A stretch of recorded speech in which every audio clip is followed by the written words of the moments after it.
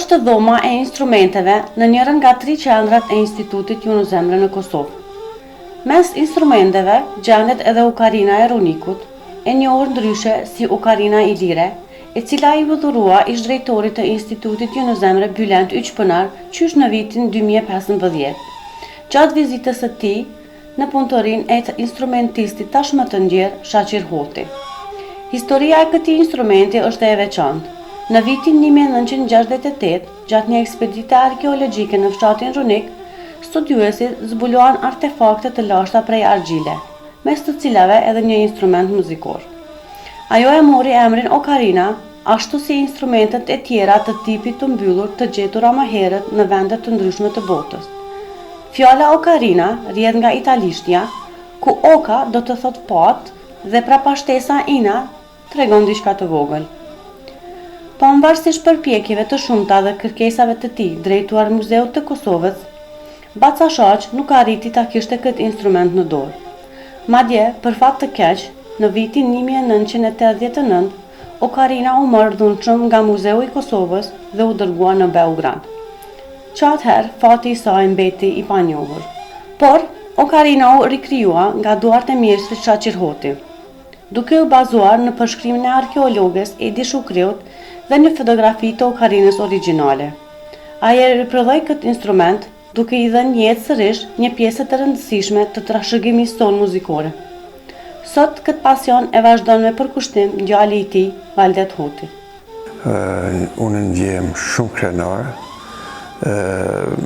Arsyet normal që veç janë pa dijen, sepse këto okarina është e vërtet se, si shtatë dhe ju, ai gjithandej është mundu që t'i lënë gjuhën të okarinës si një institucione, po të individ posaçëm, ndoshta mojnë të thonë. Kështu që dhe më thonë, ka vite që në një formë ai i kalon edhe dhurata, e kalon në format ndryshme e kalon. Kanë edhe institucionet kulturore të disa vendeve tjera. Vjen mirë që edhe kjo organizatë, me thonë, është dekoru me një dhuratë nga dora babës. Kështu që është një lehtësim edhe për mu kur hasi ose shkoj dikun dhe shoh nga dora babës si ruhet me një vend okarina. Unë, dhe me thonë, jam i gatshëm me dhonë atë kontributin nga ana ime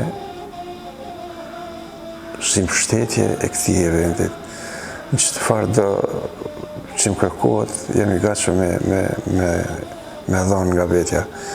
Sepse e ndjej edhe si obligim për babën që mjafton që veç që nuk harrohet, dhe më thënë këto ditë nuk është përkujtohet, megjithëse vërtet në fushën kulturore ose të fushës muzikës, ai njeri i mungon jo vetëm si babi jemi, po edhe si instrumentalist, si prodhues, si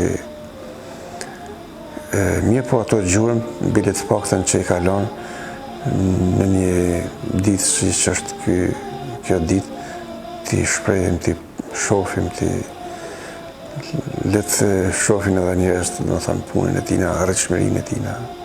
Ai si pasion kishte okarinën qysh në vitet 80-ta ose më saktësisht kur është gjetë okarina. Fillimisht kur është gjetë nuk është ekspozuar në muze, ma vonë ka ardhur dhe është ekspozuar. Kishte shumë dëshirë që ta kishte në dorë okarinën, të paktën t'ja nxjerrë tingujt e asaj okarine, që është gjetë në Runik, dhe me thënë originalin. Edhe mirë, po gjithmonë ka pas një penges, jo duhet një leje speciale, jo duhet një asi, jo duhet, masamena jo erë të renovimi, që mes gjatë shumë, edhe këtë eksponat e morën sërbët dhe sot dhe asaj ditë është në Beograd, jo vetëm e, po edhe disa artefakte tjera që janë me shifra shumë të mëdha. kjo i ka met shumë marak. Mirë po, duke pas atë pasionin që ai kishte qef ta kishte në dorë, ju drejtua arkeologës Edi Shukriut, profesoreshës, dhe të gjitha dhonat që i kishte ajo për okarinën në fushën fizike, dhe më thonë sajna, sepse në mënyrën muzikale s'kan mujt me zbulu dhonat, faktikisht, se s'ka pas sigurisht dikush që interpreton ose diçka. Mirë po me përmasat që ka dhonë, me gjitha ato i ka marrë baba dhe ka fillu me ndërtu. Edhe normal e para nështë edhe ka deshtu, ose edhe dyta, deri sa ka ardhë edhe ka ekzekutu. Në shqyqim duket e njëjta. Për pas tingujve që ende nuk i dim se qëfar tinguj ka aj originali. Dhe tinguj që i ka nxerë baba është nga ajo kyshka ka mujt me nxerë. Dhe sot jemi aty ku jemi, dhe më thonë kjo është historia e okarinës. Dhe tani ka fillu e ka jetësu faktikisht. Prandaj, këta jo vetëm si familjar, por duhet nashta kretë Kosova mi u falenderu që një vlerë si kjo edhe mës të humbët. Lese e kalonaj, po edhe mës të humbët. Shaqir Hoti, si tillë, si artist, ose si s'di shka me qujtë, me gjithë se shumë kushim ka thonë është poliglot në fushën e muzikës. Vjen mirë, dhe më thonë, kur kujtohet, rikujtohet në për datat caktume, ose si që keni ju dhe këtë eventin, dhe më vjen mirë. Ai e keqja e gjithë kësajna është që na mungon jo neve familjarëve, sa ndoshta ma tepër fushës muzikore, sepse ai kalon shumë çur muzikë.